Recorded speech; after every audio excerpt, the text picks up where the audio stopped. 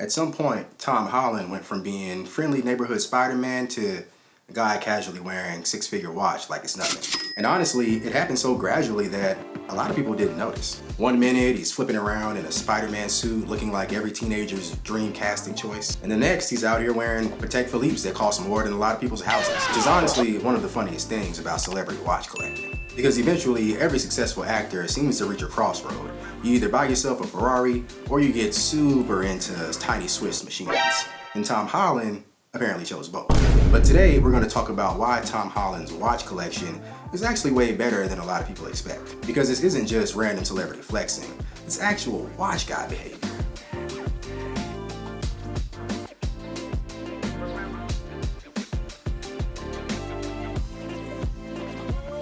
Now, before we get into the watches themselves, we should probably talk about Tom Holland for a second. Because part of what makes his watch game interesting is that he doesn't really feel like a stereotypical celebrity collector. Tom Holland started acting young and really broke into mainstream fame through The Impossible before completely exploding as Spider-Man in the Marvel Cinematic Universe.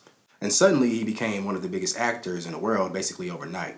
Imagine going from school and auditions to suddenly being globally recognized from wearing spandex on green screens. That has to mess with your brain a little bit.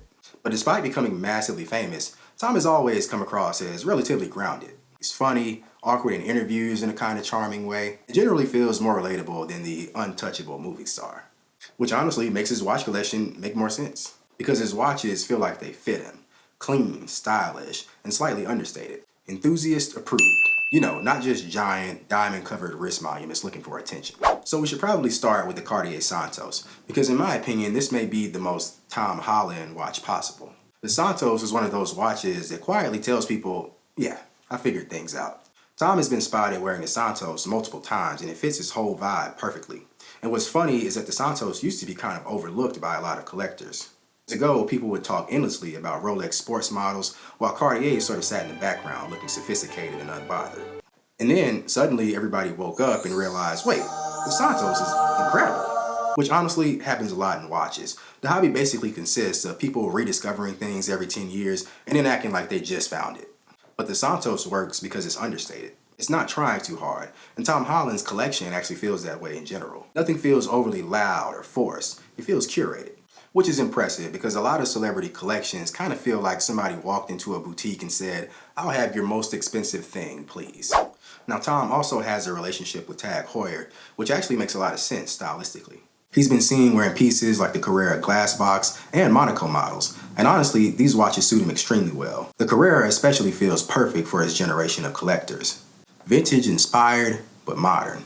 Sporty without looking like gym equipment, and stylish without trying too hard.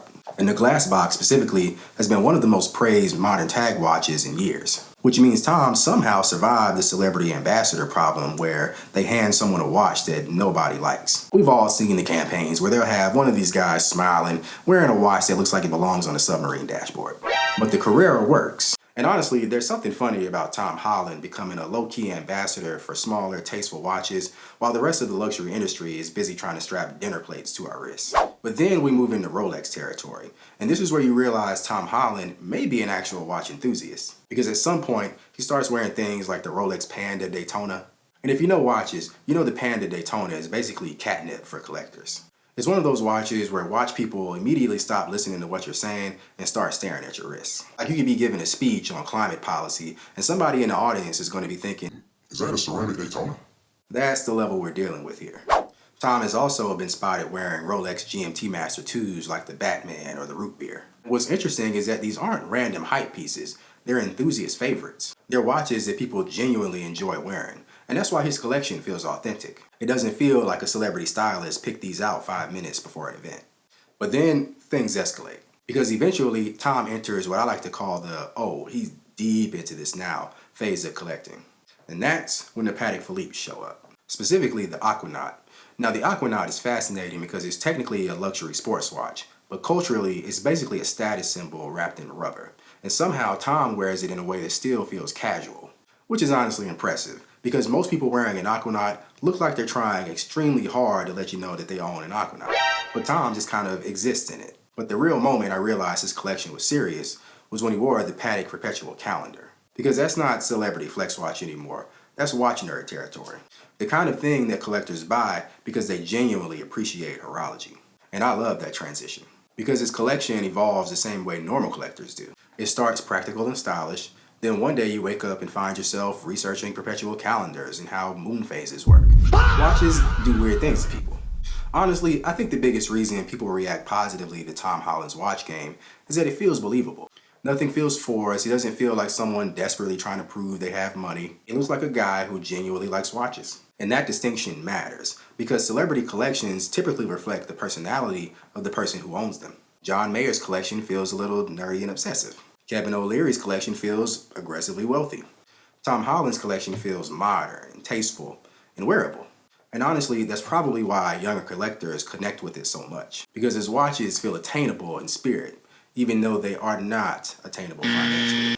And another thing I appreciate is that Tom wears watches that are appropriate for his wrist size and style, which sounds obvious, but apparently becomes extremely difficult once celebrities get involved. Tom keeps things balanced. Small proportions, clean designs, classic aesthetics, which coincidentally lines up perfectly with where the watch industry has been going lately anyway.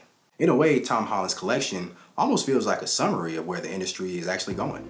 So yeah, Tom Holland's collection is way better than people expect. It's tasteful, surprisingly thoughtful, and most importantly, it feels authentic.